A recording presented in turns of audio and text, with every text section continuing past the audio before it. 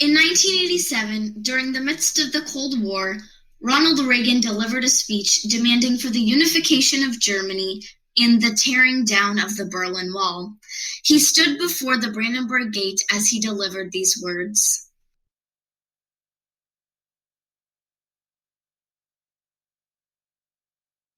The following clip of Reagan's speech exemplifies his assertion of unification of Berlin and opposition to communism. Behind me stands a wall that encircles the free sectors of this city, part of a vast system of barriers that divides the entire continent of Europe. From the Baltic south, those barriers cut across Germany in a gash of barbed wire, concrete, dog runs, and guard towers. Farther south, there may be no visible, no obvious wall, but there remain armed guards and checkpoints all the same. Still a restriction on the right to travel. Still an instrument to impose upon ordinary men and women the will of a totalitarian state. Yet it is here in Berlin where the wall emerges most clearly. Here, cutting across your city, where the news photo and the television screen have imprinted this brutal division of a continent upon the mind of the world. Standing before the Brandenburg Gate, every man is a German, separated from his fellow men.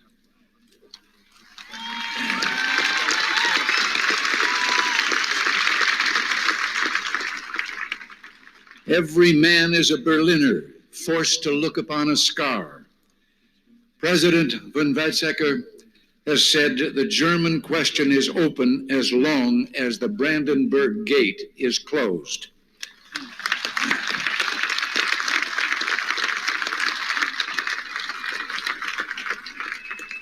But today I say, as long as this gate is closed, as long as this scar of a wall is permitted to stand, it is not the German question alone that remains open, but the question of freedom for all mankind.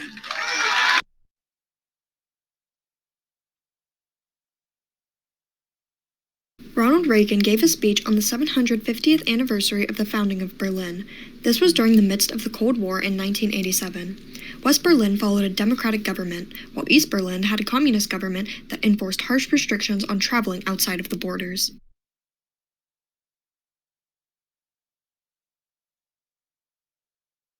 In the heat of the Cold War, the United States had a lot of tension with the Soviet Union. The United States wanted to prevent the spread of communism from going any further. Reagan gave his speech hoping to ensure Berlin citizens of their freedom and reinforce that the Soviet Union follows through with their promise to be more open.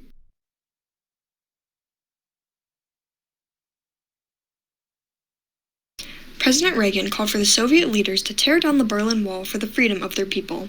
He then goes on to state that the citizens of Berlin are living in a totalitarian state because of the restrictions on the rights to travel and controlling government. Reagan claims all Berliners should be unified because there is only one Berlin. He reinforces this by saying there is no freedom in Berlin while the wall still stands, because of the isolation East Berlin has endured. President Reagan claims that freedom will lead to prosperity in Berlin and can remove hatred between countries, especially that of the Soviet Union and the United States.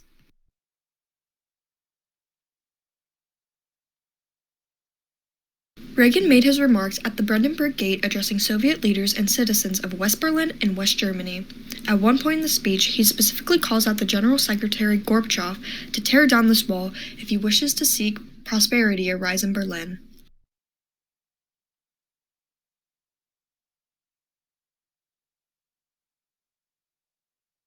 Throughout his speech, Reagan was forthright, determined, stern, yet friendly as he put across his strongest convictions without becoming furious, and effectively got his audience on his side.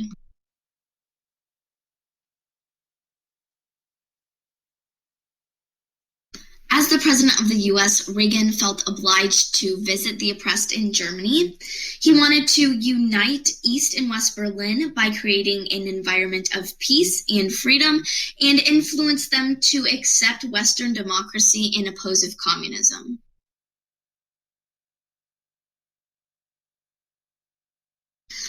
The most prominent rhetorical devices used are juxtaposition, which is used to contrast Eastern and Western ideals, stating that the West is free and prosperous while the communist world has failed. Imagery is used to depict the barrier of freedom that Germans have to overcome, both literally and figuratively, and the metaphor, even in the shadow of this wall, a message of triumph, is sort of an antithesis to reinforce the idea that Reagan feels hopeful to tear down the wall and unify Germans.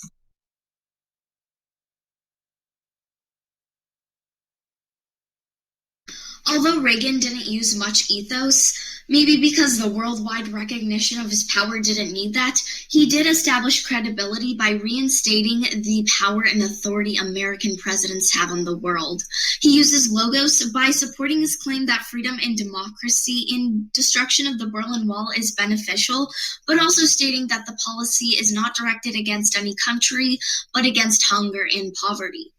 He uses the appeal of pathos through referring to the significant role that Berlin can play in the affairs of the world, stating that they choose to accept the difficulties, but they continue to build this proud city.